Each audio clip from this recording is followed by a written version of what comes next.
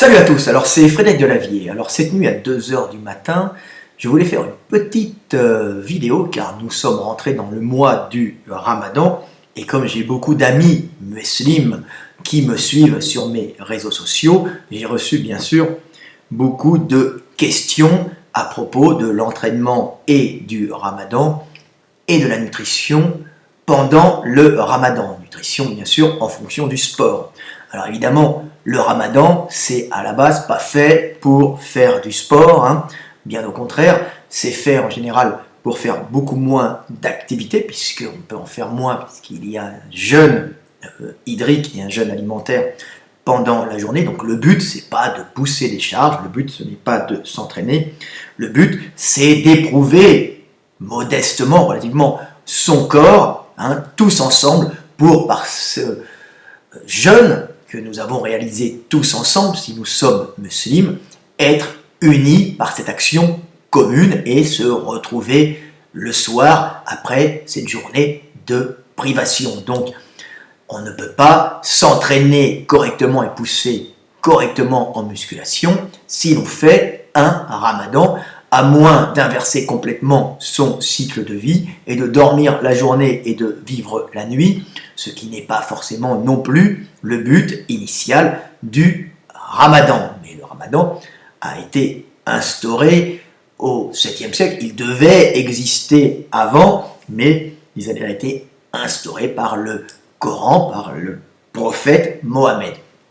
Donc, bien sûr, on ne force pas, pour les gens qui font de la musculation hein, pendant le Ramadan, on essaye de forcer la journée, d'être relax, de bien s'hydrater avant, hein, avant le lever du soleil, et de bien s'hydrater après le lever du soleil, et de ne pas se bafrer dès que le soleil est couché. Donc manger modérément, manger des choses riches en vitamines, en oligo-éléments, hein, en protéines, sans trop surcharger, parce que vous allez avoir un jeûne hydrique, donc ça va être un peu plus dur pour les reins, tout ça, de bien drainer toute la production, toute la digestion, de bien évacuer les résidus de la digestion, du métabolisme de la digestion, hein, de métabolisation des éléments, dégradation. Donc ce n'est pas le but du tout du Ramadan, donc c'est normalement incompatible avec une prise de volume, une prise de masse musculaire pour les gens qui font de la musculation.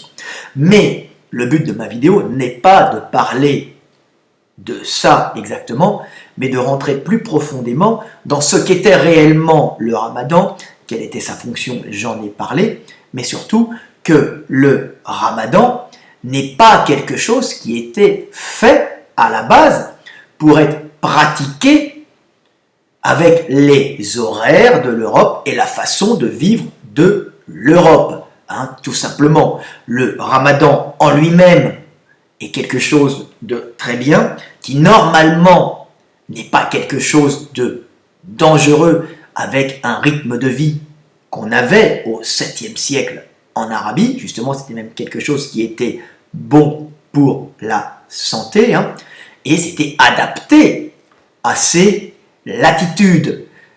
Alors que maintenant, le Ramadan est pratiqué dans le monde entier où il y a des musulmans. Et il y a une grosse erreur d'interprétation, une erreur des savants dans la façon de pratiquer le Ramadan.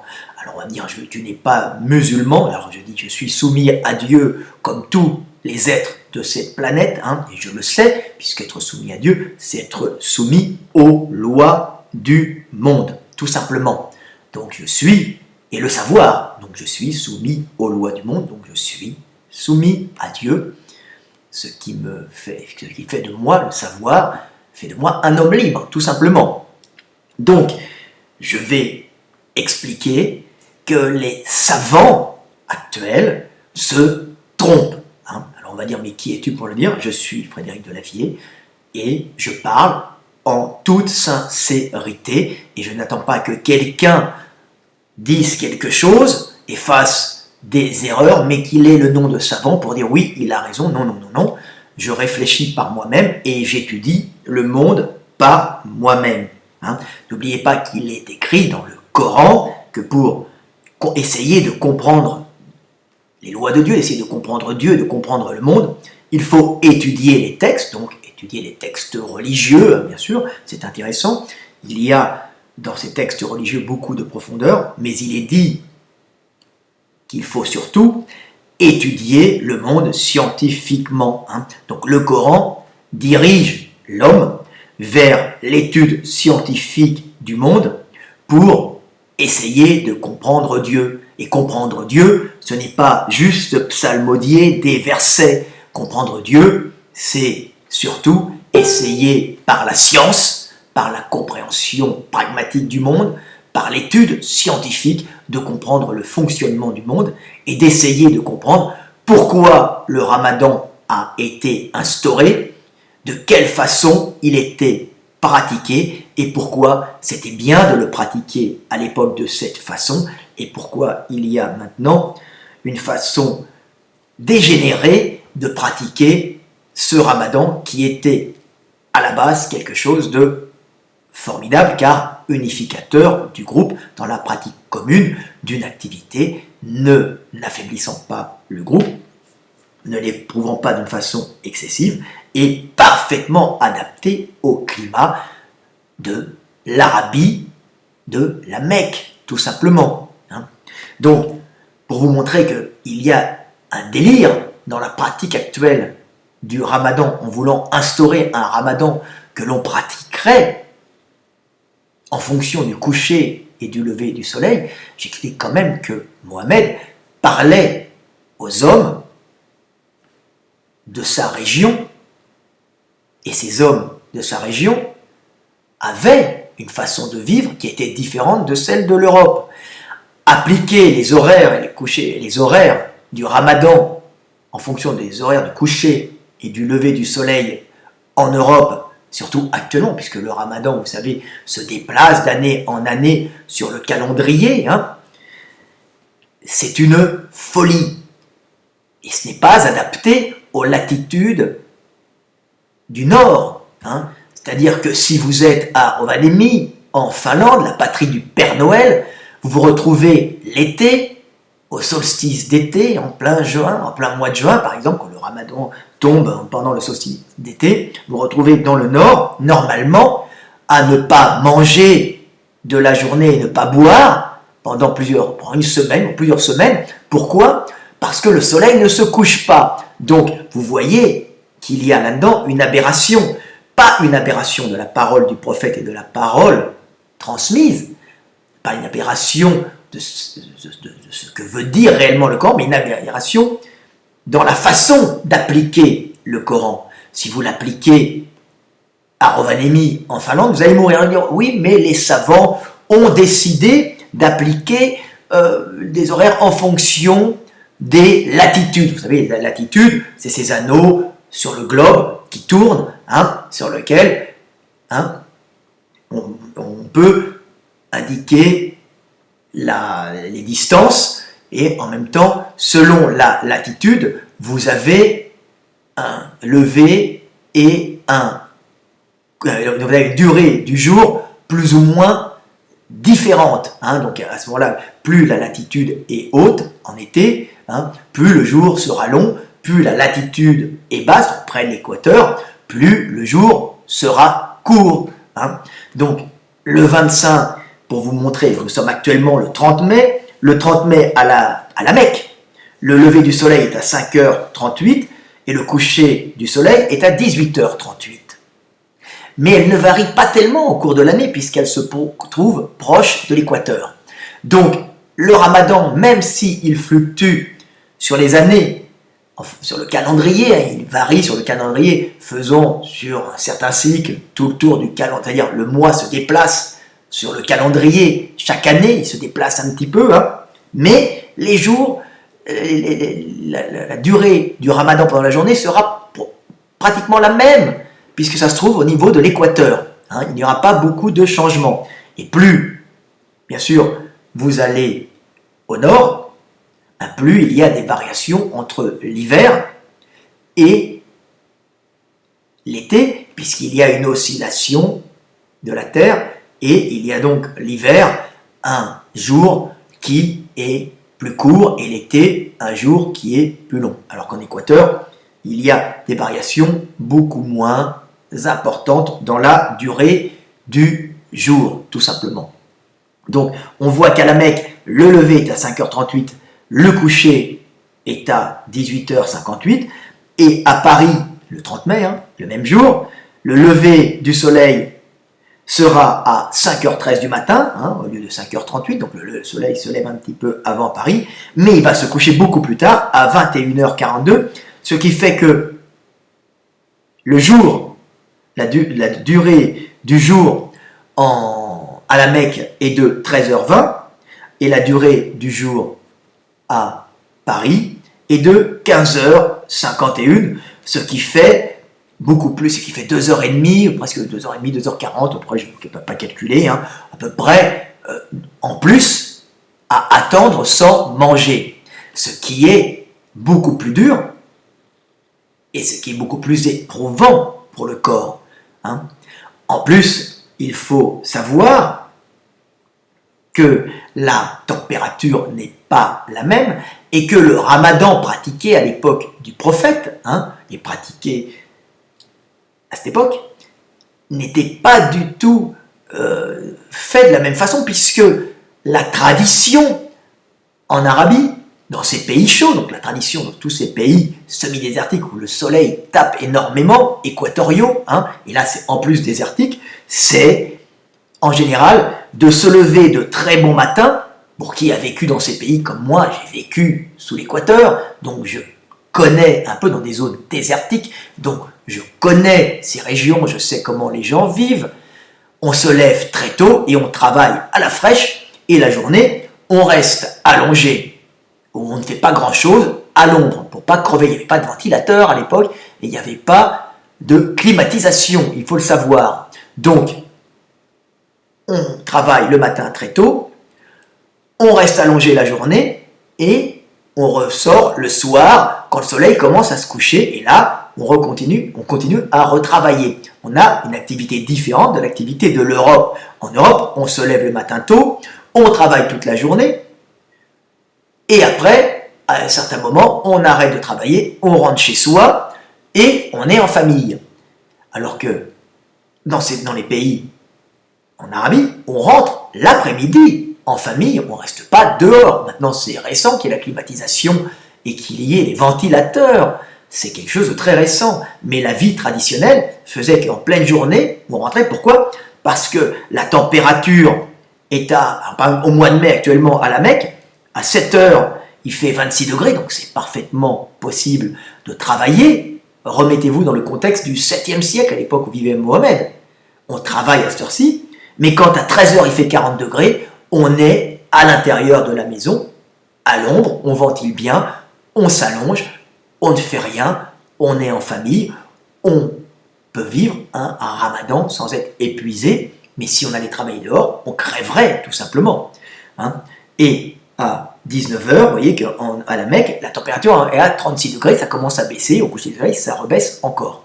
Donc, le ramadan était parfaitement bien adapté à l'époque où il n'y avait pas cette technologie, où il n'y avait pas de climatisation, où il n'y avait pas de ventilateur, et au rythme de vie de ces régions équatoriales, des régions proches de l'équateur, on va dire désertiques, tout simplement, où le jour est moins long. Alors que si vous reportez ça en Europe, vous avez un rythme de vie où toute la journée on bosse, donc on va bosser toute la journée au lieu de rester allongé, comme en Arabie du 7e siècle.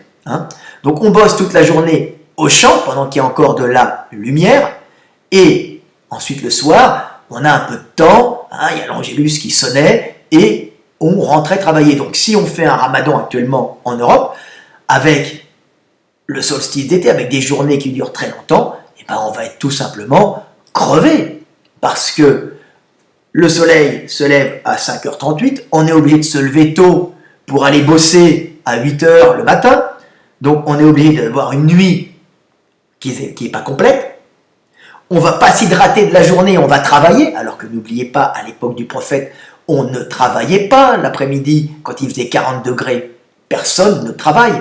On s'active le matin, au milieu de journée on se repose, on n'est pas des dingues. On ne va pas mourir sous un soleil désertique. Personne ne le fait. Hein.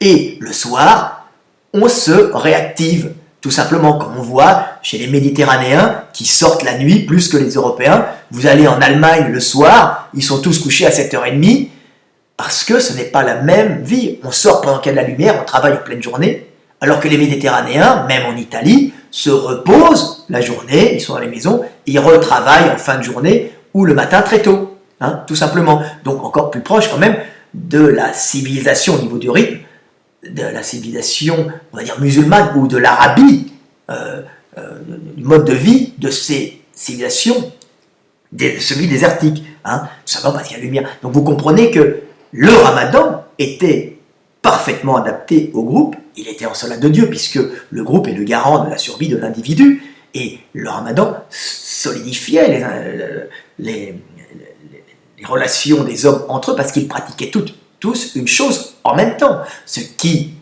unit un groupe, c'est le fait de pratiquer les mêmes choses en même temps, donc d'appartenir à la même communauté par la pratique de ces rites, de ces interdits, de ces obligations, de ces traditions. Nous sommes unis, en cela nous voyons que nous avons une particularité, une communauté humaine, culturelle et génétique, bien sûr, où nous, ensemble, protégeons dans notre groupe, unis et renforcés par la religion, protégeons notre patrimoine génétique, qui n'est qu'une adaptation à un milieu donné. Donc, on peut voir que le Coran, lui, est de Dieu, mais il est de Dieu pour l'Arabie du 7e siècle.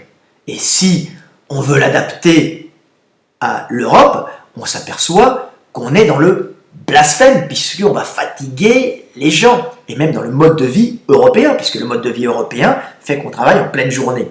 Donc en pleine journée, on va travailler sans eau, sans hydratation, ce qui est stupide. Mais ce n'est pas le Ramadan qui est stupide.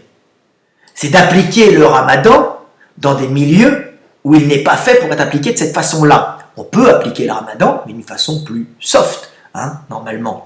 Mais les savants, bien sûr, ont dit qu'il fallait calculer la durée du jour en fonction de la latitude, mais on fait des exceptions pour Rovaniemi, pour la Finlande. Oui, ils font des exceptions parce qu'autrement les musulmans meurent de déshydratation avant de mourir de faim, bien sûr, hein, puisqu'on peut tenir plusieurs semaines sans manger, mais sans boire, on va crever tout de suite. Donc déjà, il y a une aberration des savants musulmans, comprenez, de ceux qui se disent savants, hein, parce qu'on va me dire, ils sont savants, les savants qui ont planché là-dessus. Je dis, mais moi j'ai planché aussi là-dessus. Pas me prendre pour un con non plus. Hein. J'ai étudié le Coran, j'ai étudié la science, j'ai étudié les latitudes et les longitudes, j'ai étudié la résistance de l'homme à la déshydratation, j'ai étudié les différences entre les individus, et j'ai recontextualisé le Ramadan dans ce qu'était l'islam du 7e siècle. Et dans l'islam du 7e siècle, c'est quelque chose qui est de Dieu. Mais appliqué d'une façon stupide comme les savants veulent que vous l'appliquiez maintenant, c'est ridicule. Vous comprenez? Car le monde n'est pas le même.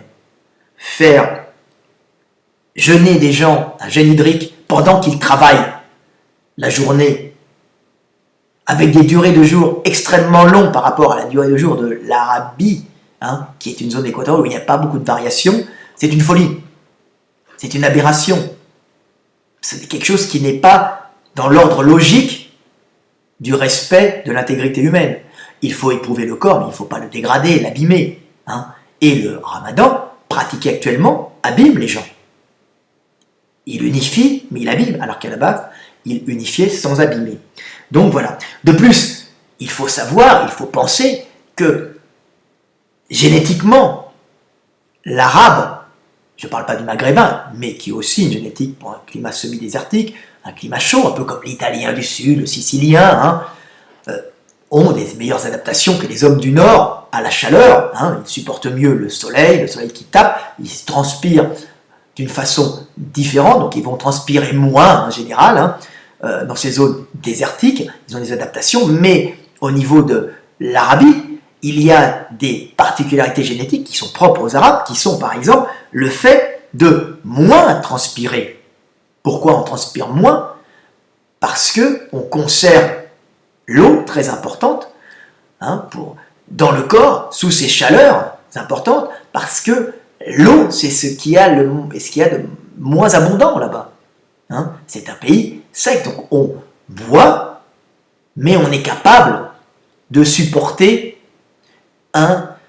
une diète hydrique beaucoup plus forte, car le corps de l'arabe est mieux adapté au climat chaud et sec, pas chaud humide, c'est différent encore en Afrique subsaharienne, hein, où les gens transpirent plus parce qu'ils ont beaucoup d'eau aussi.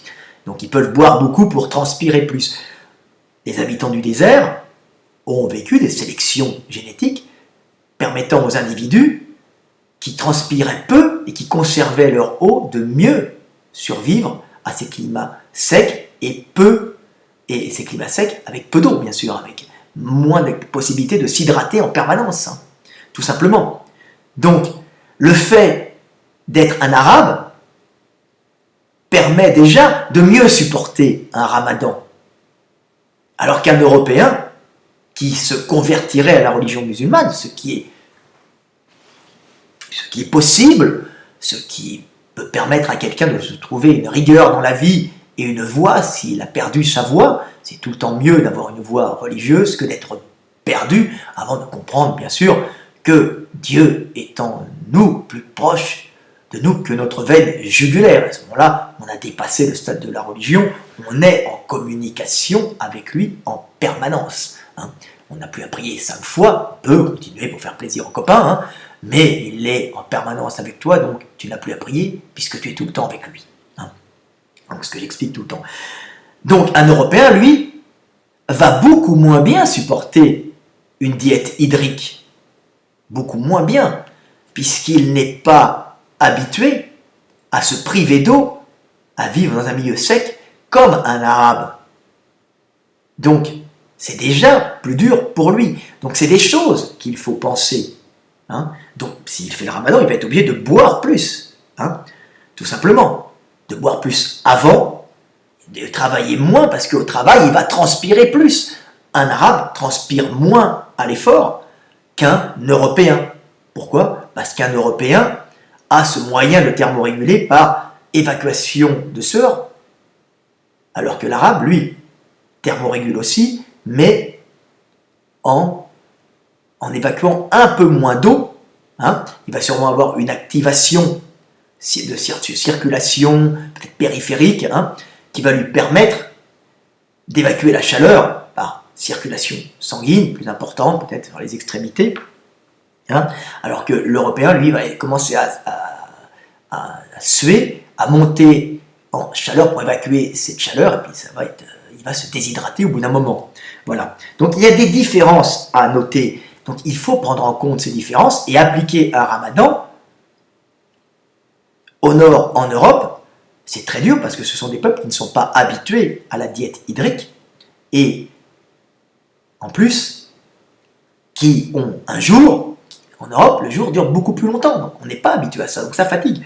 Hein. Donc le ramadan appliqué actuellement est une folie pour beaucoup de gens. Hein. Alors, je voulais passer aussi l'article d'El Watan, qui est un journal, je crois, algérien. C'était un sondage.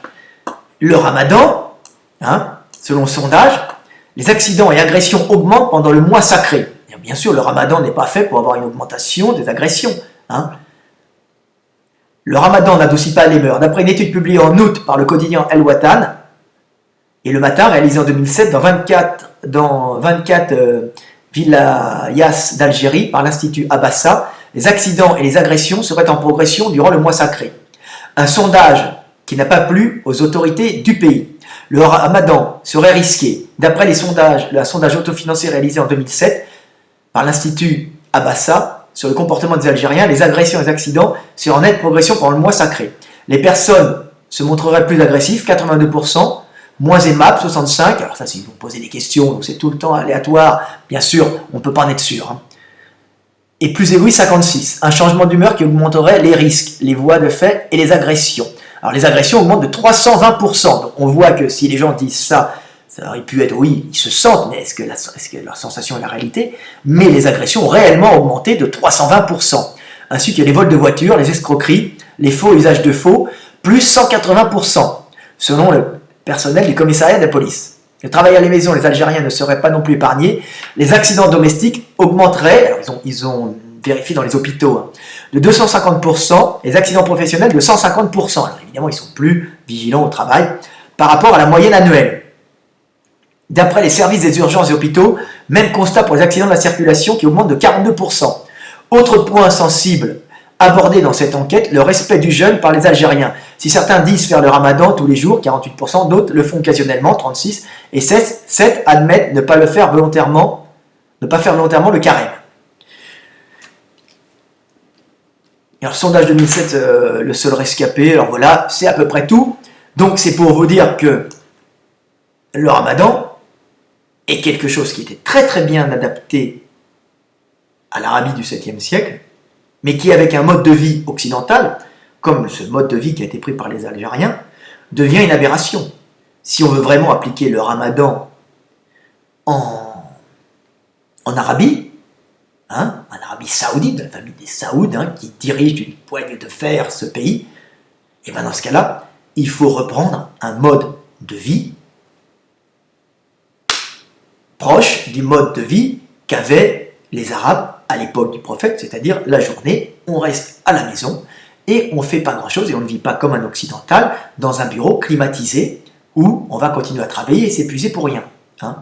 Le ramadan, n'oublions pas, à l'époque était fait pour s'éprouver en groupe, mais aussi pour permettre à l'homme de connaître cette sensation de manque hydrique, de manque alimentaire, mais c'est pas le plus dur, mais c'était le manque hydrique, car les hommes n'avaient pas le moyen de transport actuel et souvent faisaient des communications entre villages et les faisaient à pied ou à dos d'âne ou de mulets, parfois de chameaux, mais qui étaient réservés plutôt aux caravanes, mais ils le faisaient parfois à d'autres chameaux, et ils pouvaient se trouver des fois avec un puits asséché, donc le ramadan leur permettait de s'adapter à ces moments et de survivre et de connaître ces moments de diète hydrique en pleine chaleur et d'y survivre psychologiquement, mentalement, moralement, et d'y survivre physiquement, tout simplement, parce qu'ils pouvaient tenir, parce qu'ils avaient connu, justement par le ramadan, le fait de se priver d'eau quelque temps, mais jamais sur des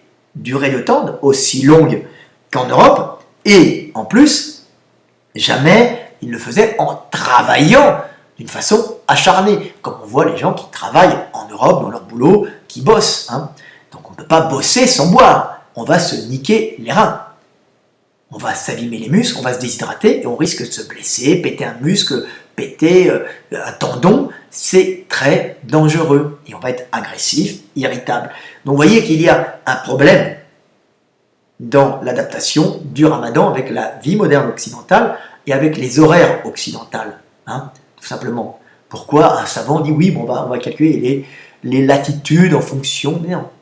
Ils ne connaissaient pas ces latitudes-là. Les latitudes sont utilisées depuis Ptolémée, mais sur des petites cartes, mais on ne calculait pas les latitudes sur un globe, surtout que les Grecs comprenaient qu'on était sur un globe, mais après ça a été oublié, on comprenait moins bien ces choses-là, et on ne calculait pas en fonction des latitudes, on ne connaissait pas Rovaniemi, ni Londres, quand on était à la Mecque. À la Mecque, on savait qu'il y avait des denrées qui arrivaient d'Orient, qu'on devait porter au port qui allait en Occident, mais on n'allait pas en Occident, on allait vers la Syrie, on allait vers Jérusalem, des fois, on le faisait quelques fois, pas toujours, ces longues traversées, d'oasis en oasis, qui étaient des grandes villes, on prenait la Mecque, Médine, on passait ensuite par d'autres villes, mais en général, on ne voyageait pas tout le temps. Donc, on ne connaissait pas toutes ces latitudes, donc les savants actuels sont dans l'erreur, en calculant eux-mêmes d'après les latitudes qui sont des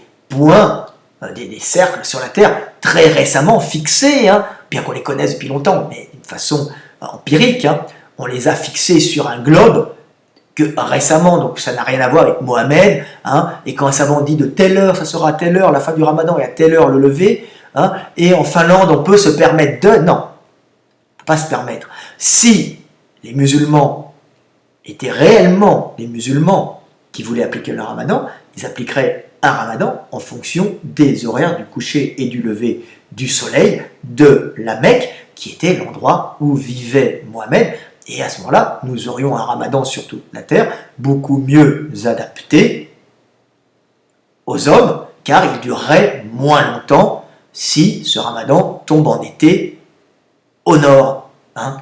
Donc, ça pose un problème que les savants, que les dits savants n'ont pas réglé malheureusement. Voilà, c'est de la logique, il faut étudier le monde scientifiquement, hein. Il ne suffit pas, comme je dis, de psalmodier des textes, il faut aussi étudier le monde et pas reproduire les choses bêtement parce qu'on vous l'a dit, parce que des savants ont dit que c'était ça, hein, alors qu'en vérité ce sont des erreurs. Hein. Vous voyez bien, hein, durée du jour n'est pas le même à la Mecque, hein, la façon de vivre à l'époque du prophète n'était pas la même. Adapter un ramadan avec une façon de vivre occidentale est une folie. Normalement, on adapte ce ramadan sur une façon de vivre orientale qui est adaptée au climat et à l'ensoleillement oriental. Hein. Donc, quand Dieu parle aux hommes à partir de ses prophètes, hein, par ses prophètes, il s'adresse à des hommes d'une région donnée, hein, qui sont génétiquement formés pour vivre dans cette région donnée et qui vivent dans un milieu donné, hein, tout simplement. Et certaines traditions doivent être adaptées en fonction de la latitude et ne pas garder un ramadan qui dure 13h20, hein, qui dure 15 heures, presque 16, qui dure presque 16 heures, hein, alors qu'en vérité, il est à presque 13 heures, donc on a presque 3 heures d'écart entre la durée de la journée en Arabie Saoudite actuelle et la durée à Paris. Et vous imaginez, quand vous montez dans le nord, c'est pire. Hein, voilà. Et quand vous êtes, je ne sais pas, en Suède, vous imaginez que le musulman suédois doit avoir de graves problèmes. Donc, faites ce que vous avez à faire, mais essayez de penser logiquement et de comprendre surtout que le ramadan était quelque chose d'intelligent, fait pour unir les gens, sans les détruire, fait pour les éprouver, sans les fragiliser. Hein. N'oubliez pas qu'en Arabie Saoudite actuelle, les gens se gavent comme des cochons à la fin, et les hôpitaux sont remplis de gens à cause des malaises, parce qu'ils mangent comme des cochons quand ils cassent le jeûne à la fin du ramadan et ils tombent malades. C'est une folie. Hein. Ce n'est pas fait pour ça. Hein. Il faut revenir au jeûne réel et le remettre dans le contexte de l'Arabie du 7e siècle. Hein, tout simplement. Voilà.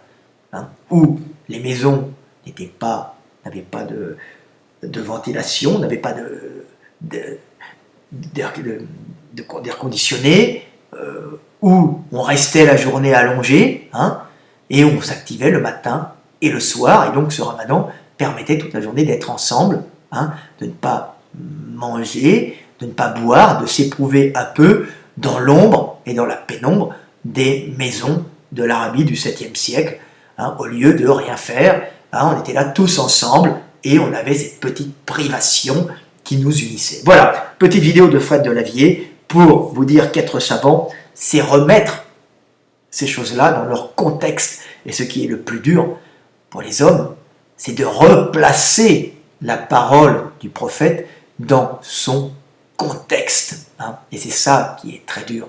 Les gens ne comprennent pas. Hein. La plupart des gens ne comprennent pas. Ils replacent la parole du prophète dans le contexte actuel, sans en comprendre le sens profond. C'est le sens profond de la parole du prophète qu'il faut comprendre, et pas le replacer bêtement dans ce contexte actuel. C'est comme je dis toujours, quand le prophète parle des ennemis, hein, on dit oui, il faut couper la tête, quand les anti-musulmans parlent de ça, aux ennemis, aux chrétiens, il parle de tribus chrétiennes, qui étaient en vérité des tribus arabes chrétiennes, qui avaient le sabre aussi facile que les autres, et qui étaient des ennemis, des prédateurs caloriques, qui n'avaient de chrétiens que la religion pour les unir, mais qui étaient avant tout des tribus arabes, hein, tout simplement. Il faut replacer ça dans le petit milieu de la Mecque, de Médine, de toutes ces régions-là qui étaient un milieu semi-désertique, avec peu de calories, où les tribus se faisaient des guerres. tout simplement. Ça n'a rien à voir avec les chrétiens actuels que l'on peut rencontrer en Europe ou que l'on rencontre aux États-Unis. Voilà. Bon, bah, c'était Fred Delavier, à bientôt, 34 minutes. Je ne vais pas me faire que des amis, mais je vais me faire aussi beaucoup d'amis parmi les gens ouverts d'esprit. À bientôt. Bien sûr, restez musulmans, c'est-à-dire soumis à Dieu. C'est ce qu'il y a de mieux, hein, être soumis à Dieu, que vous soyez chrétien, musulman, bouddhiste ou autre. On s'en moque, le principal, c'est d'être soumis à Dieu, donc aux lois du monde, hein, à sa conscience, à savoir ce qui est bon, hein, et ne pas être soumis aux hommes, hein, vous libérer de la hiérarchie des hommes.